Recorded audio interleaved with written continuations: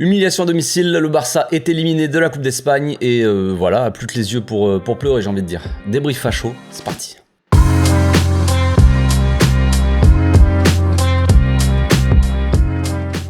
Au passage, n'hésitez pas à vous abonner, liker et commenter, c'est le meilleur moyen de me soutenir et ça fera plaisir à tonton. La petite douche froide, oui, élimination du Barça de la Coupe d'Espagne, donc pas de triplé possible, évidemment, hein, vous l'avez bien compris. Alors ce match-là est bizarre.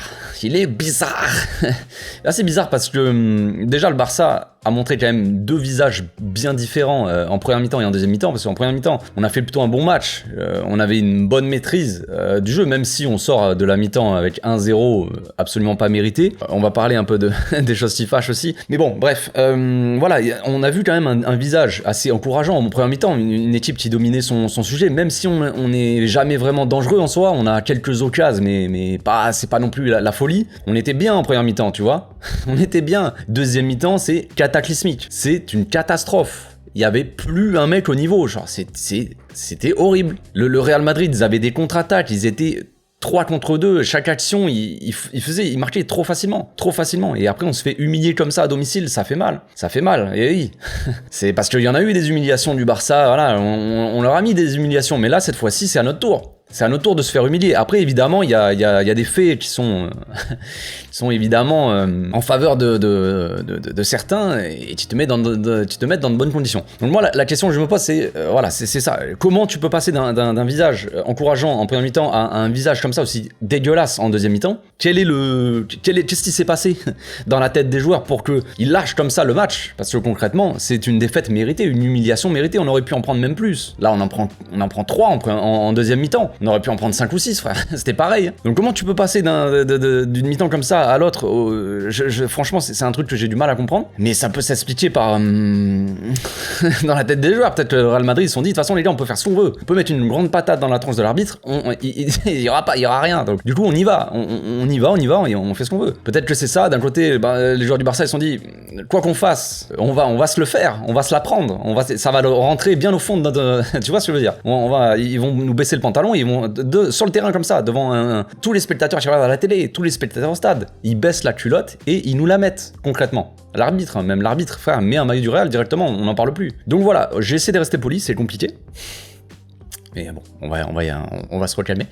Donc déjà, le début de match est assez, est assez marrant en soi. Évidemment, la propagande, je pense que la propagande dans la presse madrilène a bien fonctionné. Je pense que ça s'est vérifié quand même tout le long du match, mais surtout en début de match. Évidemment, avec Gavi qui fait un centre et l'arrêt d'Alaba de la main, hein, donc c'est comme un gardien, normal. À ce moment-là, évidemment, la VAR est checkée. Il y a rien, les gars. D'accord, bon, bah à ce moment-là, tu vois. Et il y a évidemment plein de faits de jeu, plein de choses comme ça. Il y a un but, le but qu'ils mettent, c'est juste après une action en première mi-temps, là, juste après une action de Lewandowski. Bon, après, ça n'excuse pas, c'est des erreurs d'arbitrage. C'est marrant, hein. J'appelle ça des erreurs d'arbitrage, c'est mieux, c'est plus, ça passe un peu mieux, tu vois. Mais donc ces erreurs d'arbitrage là ne nous auraient pas forcément fait gagner le match, au vu du match qu'on donne, qu'on montre sur le terrain. Je veux dire, ce qu'on montre sur le terrain en deuxième mi-temps, on mérite de toute façon pas de gagner. Mais ça n'aide pas, ça ne te met pas dans les bonnes conditions. Tu te dis, quoi que je fasse, en fait, ils vont nous la mettre bien profond, sans rien, à sec, comme ça, enfin, sans prévenir. Allez, oh, eh oui, frère, ça fait mal, hein, bah oui, on t'était préparé, frère, c'était évident, Donc voilà, je sais même pas quoi dire d'autre, les amis. De toute façon, d'un côté, il y a cet arbitrage-là qui influe peut-être forcément sur le match. C'est évident, hein. Déjà dès le début du match, si t'as un penalty, même si c'est pas sûr qu'on le marque, mais tu vois, ce genre de fait de jeu comme ça, assez important. Ensuite, voilà, après c'est un grand sketch, la fin de match, il part complètement en cacahuète. L'arbitre qui ne met pas de carton à Araujo, embrouille Araujo, Vinicius, il peut pas mettre de carton, l'arbitre, il le sait très bien. À ton avis, pourquoi? Vinicius a déjà pris un jaune.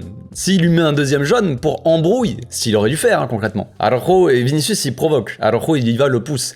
Il y a embrouille entre deux joueurs, ça s'est vu dans le match, juste avant, il y a embrouille entre deux joueurs, l'arbitre, il arrive, carton jaune pour les deux. Là, s'il met un carton à Vinicius, il prend un rouge et il sera suspendu pour la finale, évidemment. Évidemment qu'il va pas mettre de jaune, tu vois. Il y a plein de petits trucs comme ça qui sont assez marrants. Vaut mieux en rigoler, hein, les amis. Donc si on peut citer des joueurs qui ont fait un bon match, on va dire, même si c'est pas évident, de dire ça. Mais en première mi-temps, en vrai, il y a eu des joueurs assez excellents. J'ai trouvé que Chessier, mine de rien, malgré sa deuxième mi-temps un peu plus mauvaise, son penalty qu'il offre à Vinicius, frère, c'est une erreur de débutant. Tu peux pas, c'est très bien, il y a penalty concrètement. Mais Chessier avait fait une bonne première mi-temps, une mi-temps excellente même, j'ai envie de dire un des meilleurs sur le terrain, voire peut-être le meilleur, je dirais. Vraiment excellent. Chessier, j'ai adoré sa première mi-temps. Et puis voilà, après en deuxième mi-temps, de toute façon, tous les joueurs ont été mauvais. Et on va parler des Marcos Alonso. Et en première mi-temps, bon, si je dois citer des joueurs qui sont très très moyens, évidemment, on peut citer Marcos Alonso qui, c'est sur le premier but là, qui fait pas faute, qui glisse à moitié, voilà, ça part. Marcos Alonso il était sur des bons matchs et là c'est catastrophique, voilà, il nous sort un match quand même assez mauvais. Koundé, les gars, franchement, c'est dur. Mais première mi-temps, hein, même tout le match, de toute façon, Rafinha, va falloir quand même se poser des questions là, parce que il était cataclysmique quand même, Rafinha, les amis. J'aime pas tomber sur les joueurs, j'aime pas, voilà, c'est la critique facile, mais au bout d'un moment, le problème c'est que tu n'as aucun joueur vraiment qui t'apporte du danger. Quand t'as un mec comme Rafinha qui passe même pas contre Camavinga a fait un excellent match, on est d'accord, mais le problème c'est que tu mets Dembélé à la place de Rafinha, bon c'est facile de dire ça, je sais bien, mais tu mets Dembélé à la place de Rafinha, Camavinga il est à la rue quoi, et t'es obligé à la limite tu mets même pas Camavinga, tu mets un autre gars. Mais ouais, Rafinha c'est dur, hein. Alors, ok, il fait les efforts, tout ça, on peut pas lui enlever ça. C'est comme Roberto, il fait les efforts. Mais après, voilà, le problème, Rafinha, je sais même pas s'il est passé une seule fois dans le match. Compliqué, hein. Très compliqué. Après, l'entrée de Ferran Torres, ça n'a pas fait de différence, hein, je suis d'accord, hein, les gars. Il n'y a pas je défends Ferran Torres et je tombe sur Rafinha pour dire que je préfère, c'est mon copain, là, on s'en fout complètement. Non, l'entrée de Ferran Torres n'a rien apporté, n'a pas apporté de différence, tout comme l'entrée d'Ansu Fati qui n'a rien apporté en soi. Ça n'a pas reboosté l'équipe, ça n'a pas apporté un peu de danger, quelque chose ou quoi. Il y a rien. Il y a pas eu de révolte, en gros. Il y a rien eu. C'était encore pire même. J'ai l'impression qu'on subissait, donc compliqué. Et la deuxième mi-temps de Marcos Alonso et de Koundé, frère. Parce que Koundé, moi je l'adore Koundé, hein, Jules. On est ensemble, frère. Mais là, qu'est-ce que tu nous as fait, frère? Il est en train de glisser sur la moindre action, le moindre truc. C'est violent. À un moment, il glisse. Benzema, il a le ballon tout seul. Heureusement, il tire à côté. Sinon, franchement, ça aurait pu se finir à 6-0, les gars. On aurait vécu une des plus grandes humiliations dans un classico. Et là, mais on aurait été la risée, de toute façon. On va l'être, de toute façon, la risée sur les réseaux sociaux. Après, les mecs sont fiers de gagner un match comme ça, si tu veux. Mais il y a de quoi être ridicule, de toute façon. C'est assez ridicule, ce match-là. Il est assez honteux en termes de comportement de la part des joueurs en deuxième mi-temps. Et c'est dur de passer d'une première mi-temps comme ça, bonne, à une deuxième mi-temps, je me répète un peu, mais c'est dur de passer d'une première à une deuxième mi-temps aussi, tu vois, un changement de comportement, d'attitude. Sur le terrain, il y avait tellement des espaces pour eux. Ils partaient en contre-attaque, ils étaient seuls, ils étaient tranquilles. Vinicius, Benzema, Rodrigo, qui était complètement seul, 3 contre 2. Forcément, tu étais obligé de te faire punir. Tu te fais punir. Et voilà, au bout d'un moment, t'en prends 4. Donc voilà.